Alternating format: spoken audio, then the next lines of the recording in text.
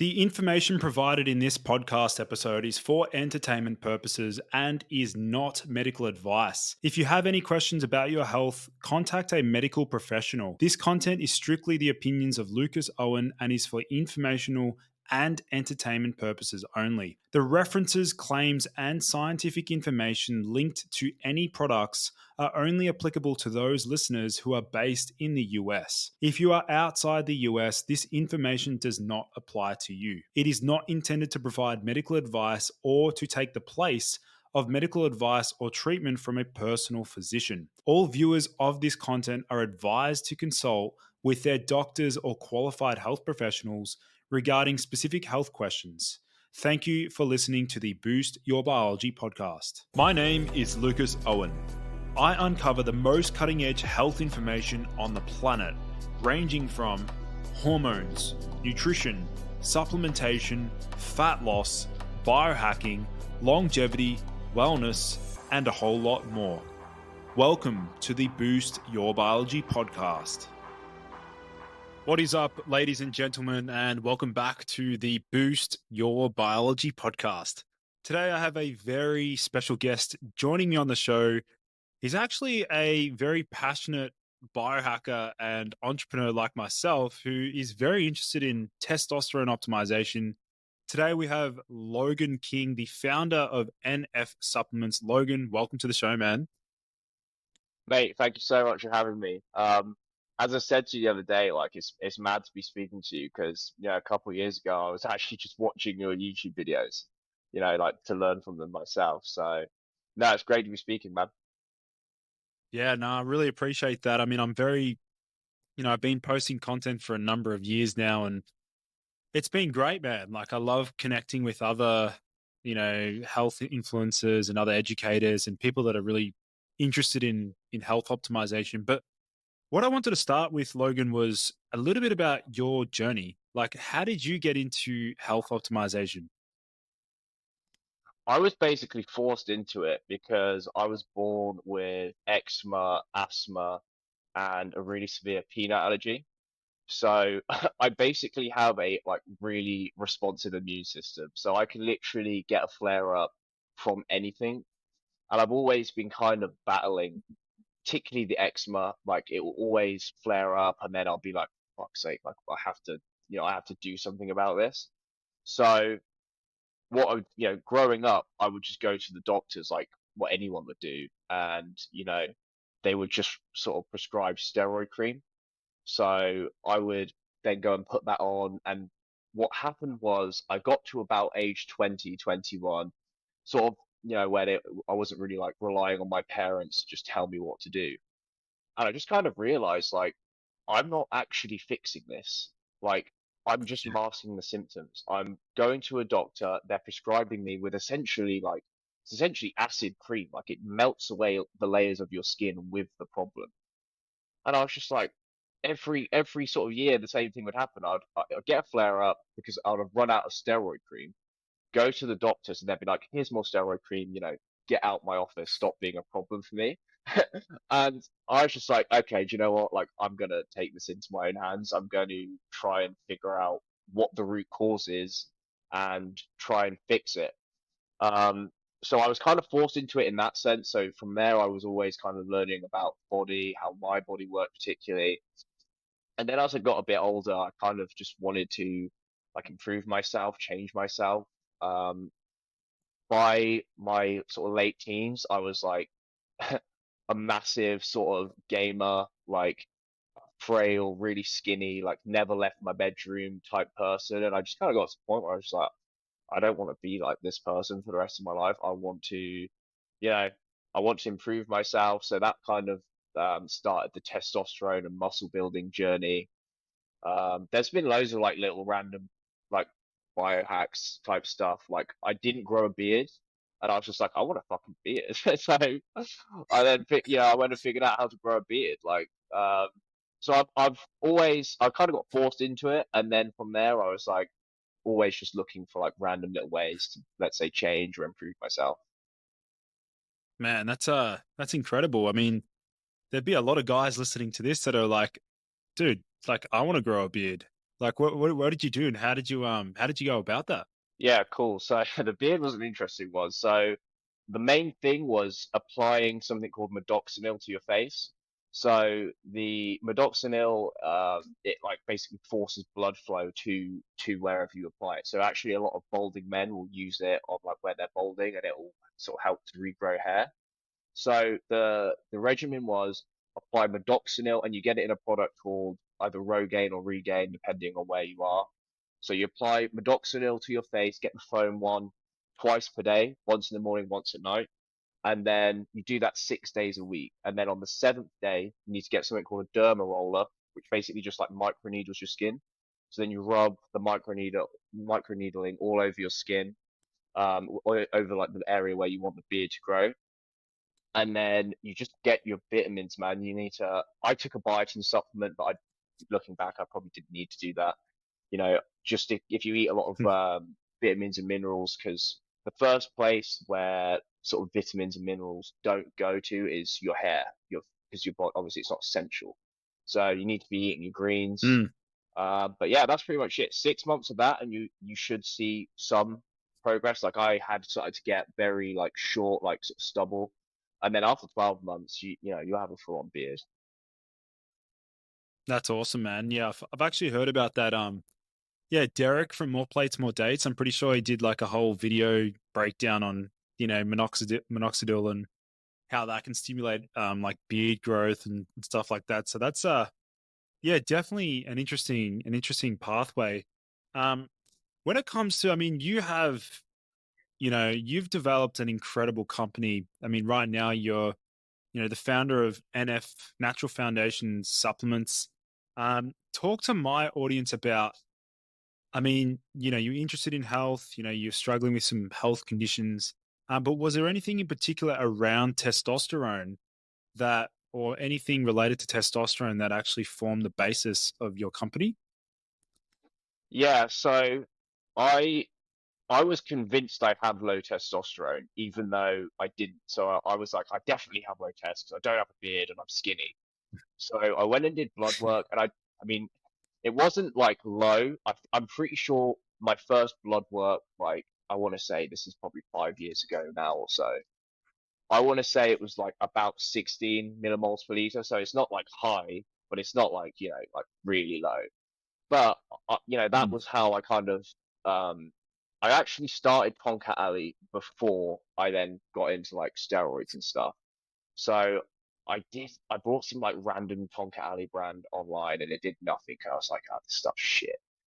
Um, Kind of left the testosterone stuff for a while, and just that was when I got into the gym and started training. And then as I was sort of like getting into this phase, I was starting to do stuff with NF, but like other supplements. And then I did the steroids, had like horrible side effects, and I was like, okay, well, there's no way I can do this long term. Like I need to find a natural way to get my test levels higher, because I was like, 16 is good, but definitely could be higher with, lifestyle and diet changes, some supplements. So yeah, that was kind of what led me to revisit Tonka Alley, because when I first bought it, I didn't really know anything about the research or anything like that, and I just bought like a random shit brand online, and that is the sort of reality for why I was like, you know what, there's a real opportunity here, because the stuff I bought online was just obviously like a fake or low quality stuff. Yeah. So I was like, you know what? Especially here in the UK, man, no one was doing it. I was like, there's a real gap Yeah. for like these types of supplements. Um, so yeah, Yeah. Yeah. I mean, that's the one thing that I noticed early on is like in the UK and Europe, like when I'd consult clients who were looking at, they wanted to boost their testosterone as high as possible naturally, I would prescribe them like herbs and supplements that they could only get from the US because I was yeah, like, I don't actually know any good vendors in the UK. So the fact that, you filled that gap, you filled that market opportunity with a company based upon like what you want. It's basically yeah, you've developed a company where you're producing products that you stand by and that you actually wanted yourself. And there was there's probably thousands, probably millions of young men like yourself probably looking for a similar alternative to steroids, because I guess like it is tempting. Young men, Yeah, you see guys in the gym that are like jacked and they're like massive, and there's no way they're getting those results naturally, and so you're like, oh, you know what? I might just do a short little cycle of steroids. But yeah, did you want to maybe speak to that, like in terms of the side effects that you notice from some of the steroids? yeah. So I I was either unlucky or lucky, depending on which way you look at it. I had really short-term side effects.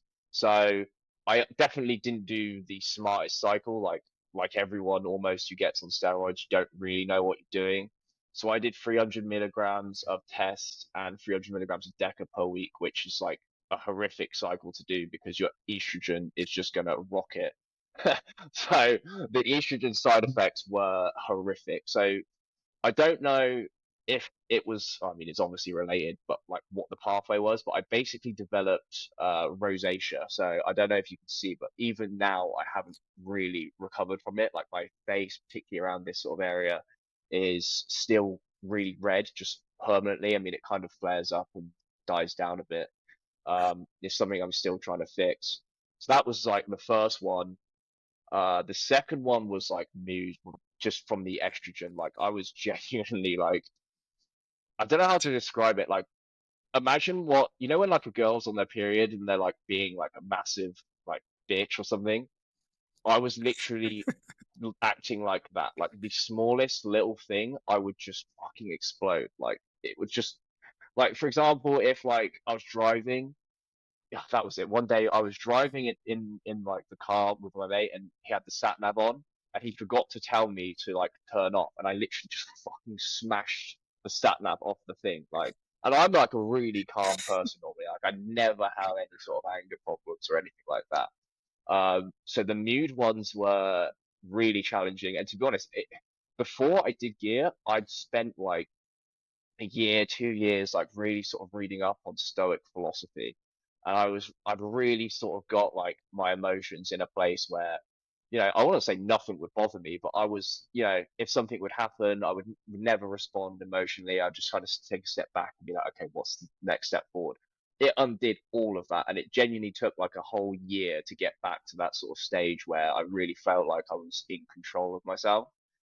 Um, Hmm. so the side effects, yeah, mainly the mood, the skin was another one. I got very lucky. I didn't get any sort of gyno. I seem to have just dodged that one. I know people that did less and have got gyno. Like it's a very individual sort of thing, how much you can take without, needing some sort of estrogen inhibitor. Um, Hmm. were there any others? I think that was mostly the problem. Yeah.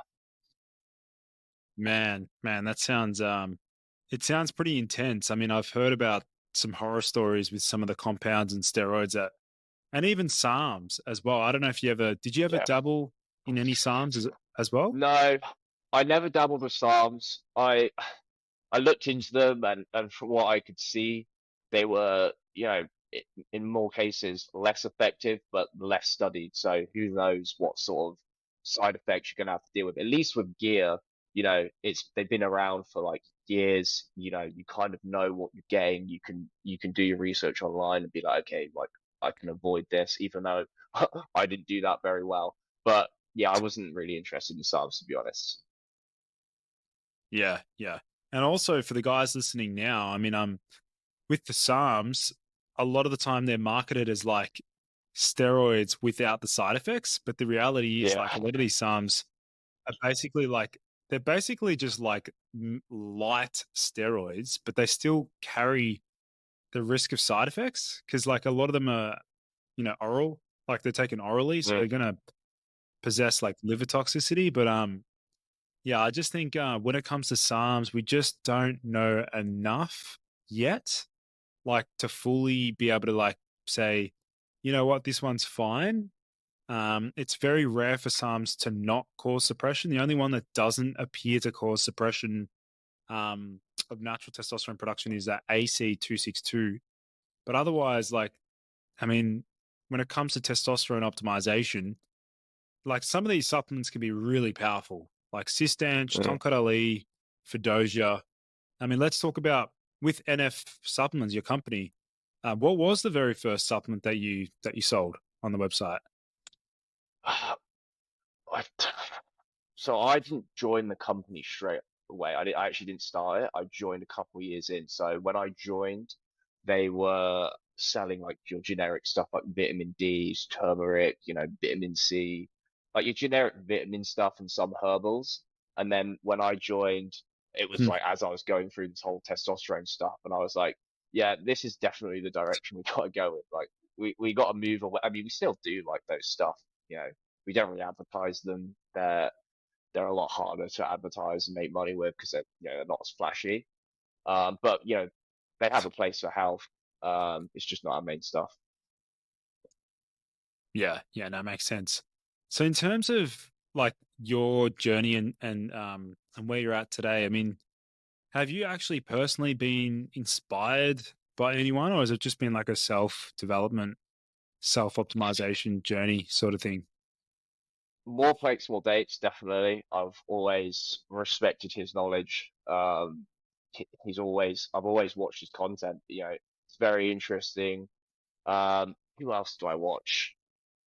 Vigorous Steve, sort of another guy in that sort of space. They just make health related videos, and particularly back in the day, like Derek and stuff, they would make videos like, look, if you're gonna do it, here's how you do it safely or as safely as possible. Um, but with Mm. that came like a really solid understanding of how the body works, how the hormonal system works, even like diet and nutrition and stuff. I always have found that realistically, like if you're interested in building muscle and you're looking to gain knowledge in, let's say, like the training or the nutrition space, gonna have to watch people that or channels or information sources that do steroids because realistically, like everyone who's really far down that journey who has the most amount of knowledge is going to be on them. So I've always kind of watched those sorts of channels, even though they're not like, natty channels or whatever. Huberman as well, Yeah. just for like the science side of stuff. I love the format of just like, I've done my research, I know what I'm talking about. I'm just going to sit down and talk to the camera and say it how it is, like no flashy bullshit marketing type stuff. I mean, that's been particularly inspiring because a lot of our best performing ads are just me kind of like in front of here or a green screen, and I'm just like, look, here's the research on this supplement, here's how it works, here's what it does. Make your own decision if it's something you want to add to your regimen. No, like, fucking bullshit marketing type stuff. Yeah. No, it's definitely an industry that's completely flooded with a lot of noise and false claims, health claims that, definitely just don't really have evidence for some of the things that people say about some of these supplements. Mm, But I guess like one thing that what I love doing is like being all about the mechanism of action, like educating yeah. the audience or customers, like, this is how it works. This is the pathway it works on. Um, but in terms of like, if you look at young men these days and like probably some of your mates and things like that, what do you think are like the common issues and complaints that these young men are facing these days? So I don't know if low testosterone is the cause or the effect. So do men have low testosterone because they're watching OnlyFans, fucking watching TikTok 10 hours a day, or or are they doing those things because they have low testosterone, right? Like it's probably a combination of both. Um, but yeah, I mean, low testosterone's a big one. Um, Most men like there's all these sorts of statistics of men having like no sex and stuff like that. Like everyone's just a fucking hermit, um, gaming 10 hours a day or whatever. But I that was me. Like that was literally me at age 19, 20. I just sort of started this journey, and you can completely change yourself. Like if you, I'll send you a photo of like how I used to look, sort of 5, 6 years ago, and like the difference is looks like a different person. But that was what I wanted. I wanted to be a different person. I didn't want to just sit in my bedroom for 12 hours a day, playing Counter Strike and then or League of Legends or whatever, and then just go to bed and wake up the next day and do the same thing. I wanted to become I wanted to put on some size, I wanted to change the way I looked, and just like not be socially awkward as well. Like I couldn't speak to anyone really because I just I didn't go out, like I didn't go to parties, didn't know how to socialize. But as I said, you just start the journey, man. You just gradually like inch yourself out of your comfort zone, and before you know it, a couple of years goes Oh, by, and you're just a different person. 100%, man. I mean that like the lacking social confidence, like that was a massive reason why I even got into like nootropics. Like that's why I Mm, started playing around with like L-theanine, taurine. Like I just needed something to like make me more calm and just like less intense yeah, or just awkward. Because I was freaking yeah, awkward as well, man. Like I just I'd go to because I didn't want to drink alcohol. I never drank alcohol. Um, but my excuse for not drinking alcohol was always related to like, oh, but I got soccer the next day because I always mm, basically I was playing semi-professional football, soccer, and I was like, nah, sorry, nah, I'm not going to drink because I've got soccer the next day. But I'd see my friends that would drink, they're really confident socially, and I'm like, damn, I yeah. really want to be like that. It's a big goal. I think a lot of men would feel the same way. Yeah, it's so easy to be confident when you're drunk, though. Like if you it's shit because you could be really not a confident person, but you go out every weekend to get battered. Like you'll that will go away and you'll sort of mask the underlying sort of issue, which is like lack of social confidence. So alcohol can be a bit dangerous like that. I was the same though. I was always looking for shit like that. Like I remember like hyperdosing CBD at one point, being like, "This is going to be what makes me go up and just approach people." But no, none of that stuff ever really worked. You know what I found? What I actually ended up finding that worked was like taurine, taurine to a degree. Yes, it helped, but then when I started playing around with like Tonka Ali and Mm, Sistech, I'm like, oh my god, this like deeper level of confidence that's coming from like the androgens. Welcome to the androgen family. Like this is yeah, you get the confidence boost even when you're like sexually you got a really high libido. I find mm, brings like that social dominance, that social mm, confidence feeling as well. yeah, for sure.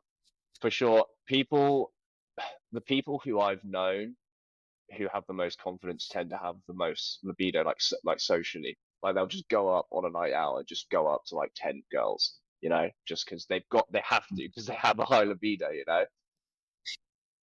Hmm. Yeah, I definitely think there's a hyper dopaminergic effect there that's like linked in. Like these, if you look at the mechanism of a lot of these herbs, like Tonkat Ali, for example, there's peptides in Tonkat Ali that we don't even know a lot about, but there's also alkaloids and things that probably interact with the dopamine system that gives you the feeling, like it gives you the feeling of being like confident by interacting with those pathways. But if we look at some of the common like if you look at other companies now, like I'd imagine you would have been pretty frustrated. You tried some different herbs over the years and you're like, no, this stuff doesn't work, but try different companies. um what's unique about NF supplements? Like what do you guys ensure, how do you guys ensure product quality? We were sort of the first to properly third party test everything. So anything we sell, there's firstly an identity test to make sure that it is what we think it is or what we've been sold essentially. There's the heavy metals just for like general safety, microbiological tests to make sure it's not going to make you sick, and then for the like big ones, for example, Tonka Ali Sustange, we actually test for the active compounds. So realistically, the Tonka Alley that I brought, 5, 6 years ago that I didn't get any results with, knowing what I know now, it might have been a fake, but it might not have actually been fake Tonka Alley. It might have just been really low urocovinone percentage. So if you were to Mm, go, and I know this because I've done it, if you go to a supplier for Tonka Alley and say, hi, I want to buy Tonka Alley, they will send you the shittest quality stuff. They'll send yeah. you like the bottom of the barrel stuff because because they know you don't know what you're talking about. Because if you did, you would be like, right, I want Tonka Alley, and if it's not at 2.5%, then I'm never buying from you again. So and then you're going to tell them that you're going to test it because then they're like, okay, well, if we want to keep this person's business, then we have to send them good stuff. because realistically, from like harvesting or batch whatever, there'll always be some that's like not that great. Like they didn't get the extraction quite right. So probably what I had all those years ago was just like 1% urocominone stuff.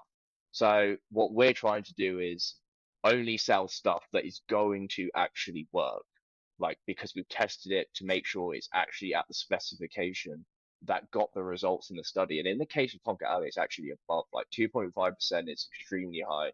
We actually had to lower the dosage of our capsules just so people can spread it out, the dose out throughout the day, because high urocominone can like upset your stomach. So potency, good quality stuff that's actually going to work. And we then offer like a bargain. We do buy two get one free. So if you're stacking a lot of stuff, you can get a nice deal. And pretty much depending on where you are, but pretty much anywhere. We've got fulfillment centers and warehouses in the UK, in the US, in Australia, and in Europe. So we can get it pretty much anywhere without like a big shipping bill and an import duty tax, because that was the first problem we ran into when we sort of because of Brexit. Anyone in Europe you brought, they weren't only paying like 20, 30 quid in shipping, but on top of that, then they were getting import taxes. So we can get pretty much anything Mm. to anywhere without a big tax bill. And what have you guys found in terms of like the most popular products and like what have you found most customers like stacking together?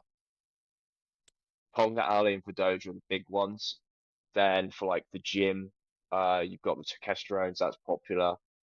Ecdysterone's actually getting quite popular. I'm actually starting to think ecdysterone might be better than testosterone. I'm really starting to enjoy Yeah. ecdysterone. Um, what else? Shilajit's sort of getting a bit of traction now. We've sort of added all these new ones into like CMOS. You get the odd person like just wanting the nutrients, the nutrient value from that. Um, I'd say the big three are like Pomcat, Doja, Testosterone though. Yeah. Yeah, I'd say the same about the ecdysterones, like the ecdysteroids in particular. I mean, I just did a YouTube video looking at how these ecdysteroids, stimulate muscle protein synthesis, and I actually do think they're potentially superior to testosterone. Um, Mm, but one thing I found is, like you said before, when we're looking at different herbs like tonkat ali and or cistanche, things like that. One of my mentors, he's actually a great supplement formulator. He said to me that companies, what they'll do is they know that you're looking for the active component, the active constituent, and what they do is they add a certain percentage of the active constituent into the powder, and then they'll put like sawdust or any other sort of ingredient because they know that mm. all you're testing for is the active compound. Have you ever come across anything like that before? Um, I mean, I haven't come across that myself. I mean, it's possible. I mean, I wouldn't be surprised. Yeah, a lot of supplement companies. It's a pretty shady industry. There's all sorts of like organizations now that are set up to like actually just go out and test stuff on the market, which I think is really good.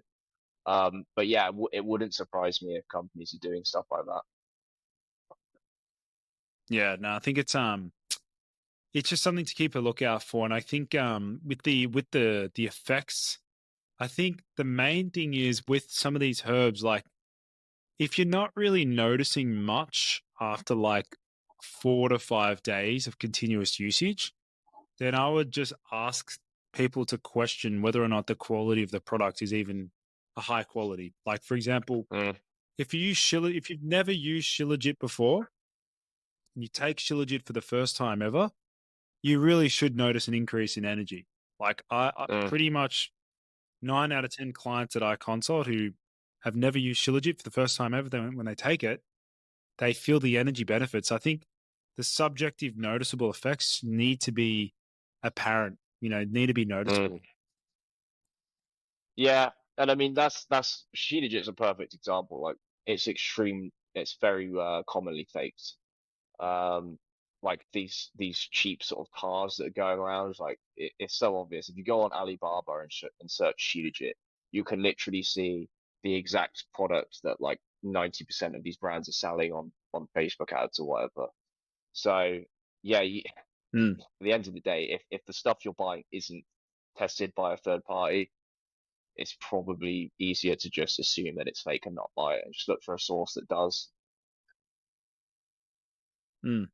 What about when it comes to some of the other like consumer demands that you've probably noticed over the year or so? Like, um, what have you found your consumers or customers really want more of? Like, have you noticed like there's a general pattern or desire that they have? Like, is it, I don't know, maybe they need help with sleep or they've got digestive issues? Like, what are some of the patterns maybe you've seen emerge? Usually it's diet and exercise related. So I would say diet most commonly. You get some people who come back and they say, hey, like my Tonka Ali isn't isn't working or whatever. And first question I ask is, what's your diet like? Um, so diet, I would say, that's not really just exclusive to our customers, right? Like this is just a worldwide problem. Um, Yeah, I would say diet is the most common thing. yeah. Well, let's sort of look at that the dietary component there. I mean, are you like I don't know if you've experimented with different diets, vegan, vegetarian, carnivore, like keto. Um, what's your current approach to nutrition like nowadays? I'm literally about to start a elimination diet. So I'm trying to fix my gut health again, like, but it's particularly my skin. So I really want to get this cleared up. So what I'm about to start doing is I'm literally just going to eat chicken, purple sweet potato, some seeds for digestion, and red meat. So I'm literally just going to do that for a month at least and see what happens. I've done a bit of keto before where I just kind of cut out all carbs because again, this was on top of all my other stuff. I had to do 2 courses of antibiotics at the back end of last year, both, and it was within 6 months. Obviously, it takes 6 months for your gut to kind of heal. So I had real gut problems. I literally couldn't digest carbohydrates.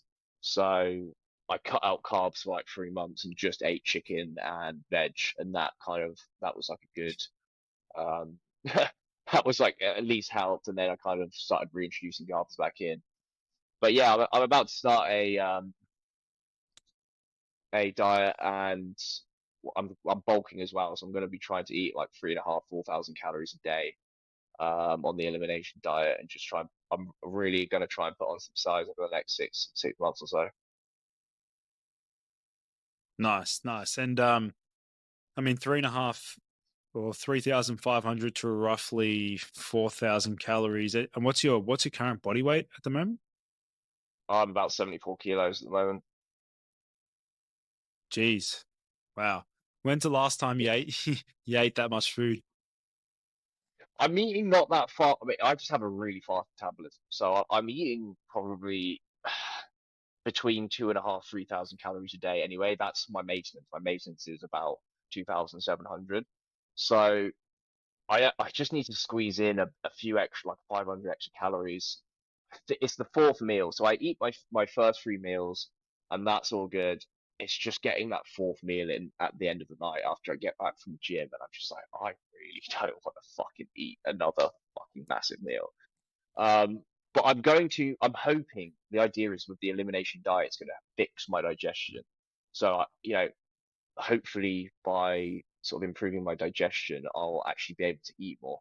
And I know my digestion's shit. That was part of one of the reasons why I was taking Tudka. Um, I am taking Tudka because about a week ago, I force fed myself so much that I literally just threw up. And it was about an hour and a half, 2 hours after I'd finished eating, and like what was coming up hadn't been digested at all. Like it was literally like basically as I ate it. So I was just like, okay, like obviously what's happened is like I don't have the stomach acid to actually digest this the sheer amount of food I'm just putting into myself. So that was when I was like, okay, do you know what? I need to fix my digestive system before I can actually bulk to that next level. Do you guys stock a Tudka supplement currently? No, we're going to though. We're looking for a source now. I think we found one. We're just gonna get it tested.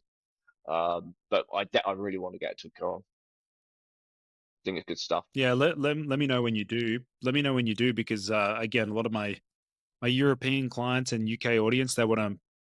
I've referred them to US companies, but again, if you know you've got a good supplier, a good quality Tutka, like hands down, man, like that is probably one of the most popular supplements in the on my YouTube channel. Like it just gets, Mm, it's got like 150,000 views, gets a lot of reach, and nice. man, that stuff works so well. Like I use it. Yeah. I've been using Tutka almost 3 to 4 capsules a day for like for years, and I love it. It's good Mm, stuff. Really good. yeah. I'm really enjoying it. I only started. When did I start taking it? Maybe like a week or so ago. But yeah, I'm enjoying it. What dose are you hovering around? So it's like it's 1,000. So two capsules is 1,200 milligrams. So I've been doing the 1,200 milligrams after like my biggest meal. Um, and then I actually think it says on it to take it before you eat, right? I'm not sure. I haven't Yeah, properly followed yeah, yet. Um, yeah. It's probably ideal to have it with the meal for like best digestion. yeah, that's what I've been doing. I think so. I've been doing 1,200 milligrams per day. I think I might particularly.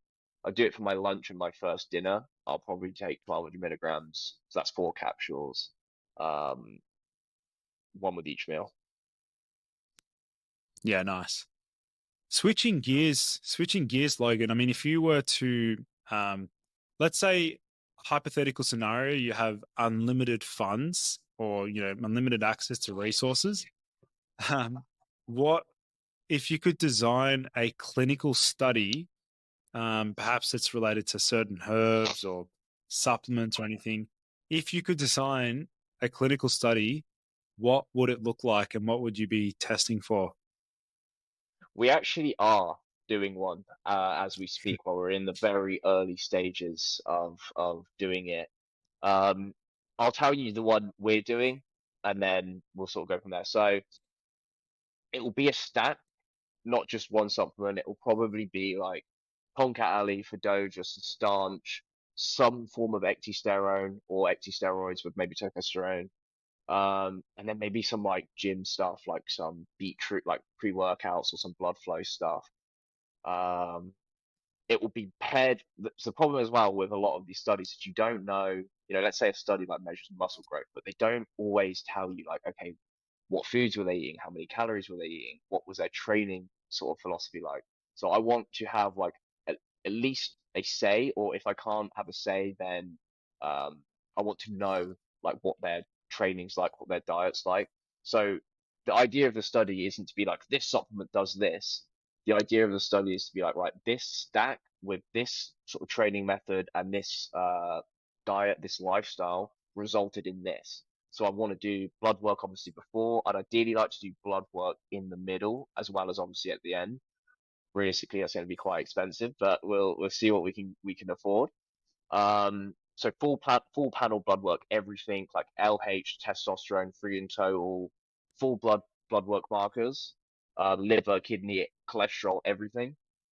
Um, it will probably be like we're looking at doing it in South Africa. It will probably be with like I want it to be with people who already have like training experience. Like I don't want it to be with newbies because obviously then it's just like newbie gains, right? It's looking like we might be able to get like a rugby team involved. So that would be cool because obviously then they're athletic people anyway. Um, what else? I made some notes of what else are we doing. 2 to 3 months, ideally. Again, it'll come down to cost. Like, is this realistically going to be very expensive? But um, as many humans as we can get, measure lean mass tissue, body fat percentage, um, maybe even mental health questionnaire. Fuck it, why not? Chuck it on. Um, that's what we're looking at doing. Man, that sounds great. I mean, I think the entire biohacking community and anyone into supplements and natural testosterone optimization would love to see the results of that particular study. I mean, I've got a lot of my clients, use a pretty similar stack, with some of the other things that I've recommended. And even was it this morning? Some guy that I consulted this morning saw an increase in his free testosterone by 120 points after only Nice. 4 weeks, which was freaking awesome. But like, man, like lead with the data. That's what I say. Like, Yeah. lead with the data. This is objective measurements. Like, there's the subjective benefits that the guys feel, but like, there's going to be guys out there that are like ruthless with clinical studies and data, and they just want to say, "Hey, Logan, like, prove to me that this supplement like actually works." And then you can be just like, "Well, check out this study we did on, elite rugby players. Look at the results of this study. Like, these are the effects on these different hormones. Here's how it affects prolactin, thyroid." It's so cool, man. I think it's a great idea. Mate, yeah, I absolutely can't wait to do it. It's realistically gonna take some time. Like getting a study done is not a overnight thing. Um, but yeah, this is the way I want to go. I want to lead with the data. I want to have do our own research and kind of long term, not really be thought of as like a supplement company, but like as an actual health company where what we do is we go out, we do research and say, right, here's what we're testing for, here's the results. And then if you want to buy the things that were sort of used and not even just buy like, for example, the diet and the lifestyle, obviously like we don't make money from that. But if you want to take the sort of, let's say, learnings from that research and apply it to your own life, then you can do that. Um, yeah, I love doing studies long term as well. Like there's loads of studies I want to do, like just not even supplement related. Like I'm really interested in psychedelics. I'd absolutely love to do a psychedelic study at some point. I had this idea of a study as well the other day in the gym. I was just like, this would be so interesting to do. So I was like, realistically, I don't think it's going to be possible to do this study. You'll see why. I want to get like 100 guys in a room and do like a presentation on like some sort of oral steroid like Anavar or Dianabol, one you can take in the tablet, and be like, right, here's what Anavar or Dianabol does. It makes in this study it made like 10 kilos of lean mass in 2 months or whatever. End the sort of presentation and then split them into two groups. One group, we give them a bowl that says Anavar on it, but inside the tablet is just caffeine. So obviously, like they'll be like, hold on, like something's working here. I've got like all this fucking energy. And then the other group, you give them like the same caffeine tablets, but it says, on the bottle, like whatever, vitamin D or something that where they're not going to like really expect a performance increase. I want to know, and then you put them on the same training regimen, same diet, same everything. I want to know how much more muscle the group with the like Anavar bottle actually makes. Like how much thinking you're on a steroid, like what difference does that make? I mean, I'm very confident it will have a positive effect. I'd love to know what, you know?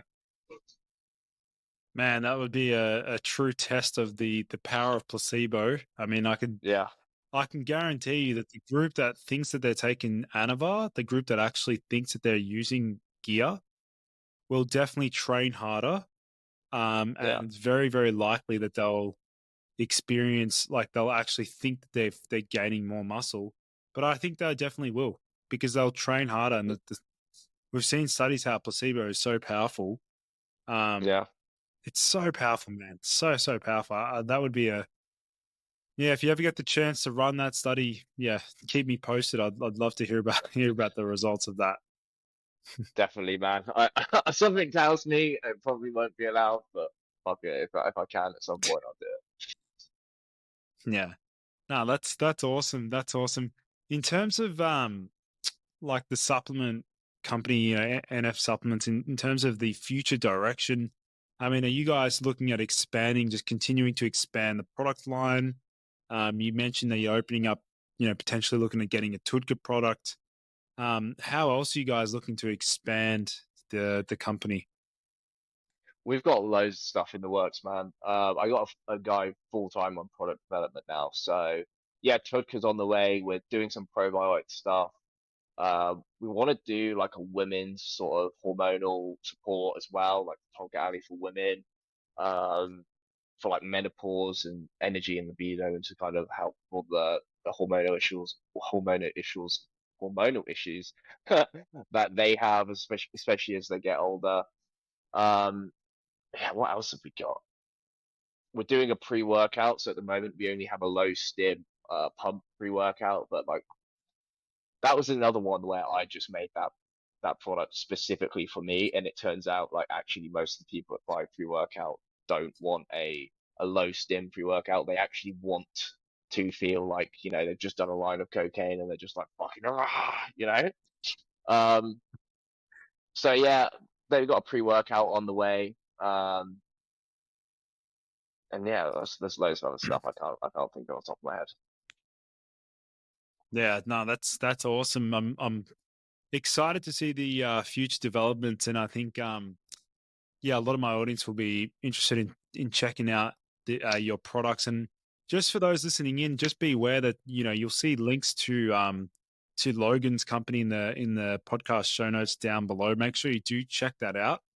But was there anything else, Logan, you wanted to discuss? Maybe like a final message to, because again, I got a lot of men that listen to this podcast. Did you want to sort of explain or just leave with a final message to men out there, maybe those that are struggling with energy, things like that? Is maybe like a final message you want to leave them with? Yeah, I was literally in that position. It just starts with small changes, you know. Whatever problem you're having, it starts by gradually getting out your comfort zone. So whatever that looks like for you, for me, it was literally just getting out my bedroom and like going out and socializing with friends and stuff. Um, and then from there, obviously, I got into the gym. Like I remember before I joined the gym, I had huge anxiety about like what people would think of me because I was so skinny in the gym. But you know, you go in there and you realize no one actually gives a shit about anything you're doing. They're too busy worrying about what people think of them. So yeah, man, you just got to find a way to gradually every day or every week get out of your comfort zone. Health is the most important thing. Diet, particularly. If your diet shit, you'll feel shit. That's just a fact. Um, so yeah, get out of your comfort zone, eat good food, and lift some heavy weights as well. Yeah, no, love those takeaways, Logan. Definitely a believer in those. And yeah, getting uncomfortable is something that I definitely prioritize every single day, with training super hard and doing sort of hit training and jumping into an ice Mm, bath or a cold shower. These things make us more resilient men, which the mm, world needs more resilient men, because most men are weak and not able to like cope with the modern day stresses. So Logan, yeah, thanks so much, man, for coming on the podcast. You mean you've shared some interesting insights, and again, keep doing what you're doing, developing an exceptional company. But yeah, awesome. Thanks for jumping on. mate. Thank you so much for having me. I've enjoyed it. Awesome. All right, guys. Well, that pretty much wraps up today's podcast. Again, if you want to check out any of the links, you'll see those in the podcast show notes. I'm tuning out. Thanks, everyone, for tuning in. I'll see you in the next episode. Take care, guys.